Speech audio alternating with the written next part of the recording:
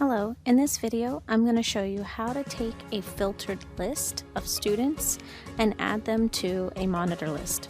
So previously I took and pulled up this assessment data for a release STAR test, and I filtered down my results to find students within a particular score range, students that were just high enough that I thought but they didn't pass, that I thought maybe I could bump them up to approaches, and also the students that were at the lower and medium end of approaches, and I just want to keep an eye on them to make sure that they're continuing to make progress.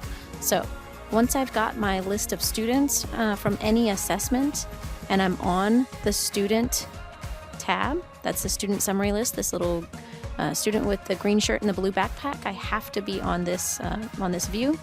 Then you've got a button up here at the top right next to your edit button that's add to monitor list. The great thing about a monitor list is it allows you to track a particular subpopulation of your students in your classes, to track their data as a group, as a whole, just like another class period. It also allows you to track data for students that are not on your rosters. So say, for example, you're sharing students for Tier 2 intervention and you want to be able to analyze their data from other teachers' classes. You can also add them to a monitor list. So right now I'm going to add these students right here to my monitor list. You have the option to create a new list or add to an existing monitor list. For this purpose, I haven't started this monitor list, so I'm going to create a new and then come down here to next. Now, if you're at multiple campuses, you might have this option, but make sure you've selected it at the campus you're at. You can only do this for one campus at a time. So if you have students that are enrolled at multiple campuses, you'll have to make separate monitor lists. I'm gonna click next. Give this monitor list a name. It's a name that only has to make sense to you because you're the only one that will view it. So these are my reading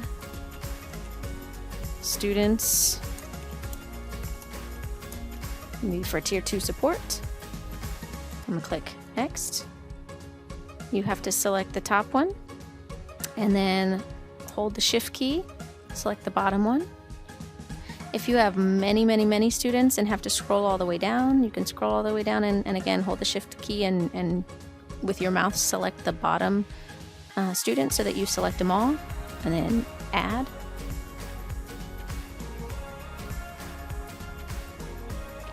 And then you'll have all the students over here on the right, and then you'll click the next button.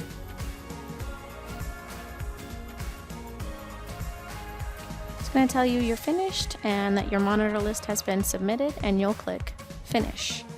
Now it is also telling me partial access. That means that not all of my students were approved, so I can click that manage monitor list or edit.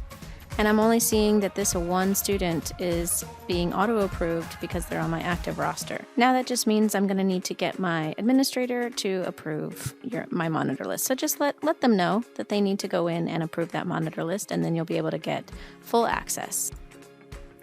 Once I get full approval from one of the administrators, that could be a principal, assistant principal, an instructional coach, a dean. Once I get that full approval, then my list is going to look like this: approved. If I edit it, I'll see all students are listed as approved.